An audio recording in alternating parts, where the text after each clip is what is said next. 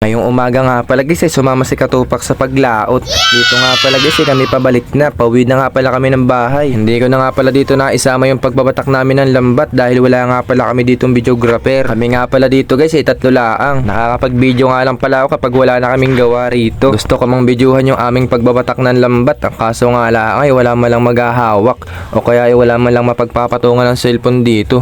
Meron naman, ang kaso nga lang ay walang maghahawak. Baka pag pinatong ko lang sa may isang tabi, bigla na lang siyang malaglag sayang naman, wala na nga pala akong cellphone. Ito nga lang ay bigay lang sa akin ng ate ko. Pasensya na nga pala kung malagong ang aking boses. Di kasi tayo biniyaan ng magandang boses nang sa ganun tayo nakakanta na lang sa tabi. Charot at nangarap pa. Yan talaga si Utoy. Ayun nga pala guys, kami rito ay malapit na. Yan na nga guys, at malapit na kami. Nasa harapan na nga pala kami dito guys ng beach ng GGM. Ito na nga pala kami guys.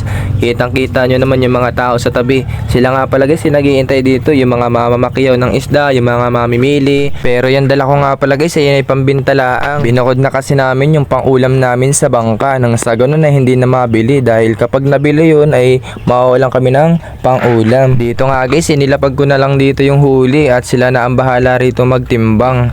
Yan nga pala pagka lagay dito ng lula sa planggana kanya-kanya na silang kuha. Kanya-kanya na silang timbang doon at sila kanya-kanya. Ayun na nga guys at nabubulil na ako. Dito nga pala guys nag-ihaw na nang sa ganun makakain na kami ngayong umaga. Maraming salamat nga po pala sa mga nanonood. Maaari nyo pong i-like and share. Thank you po.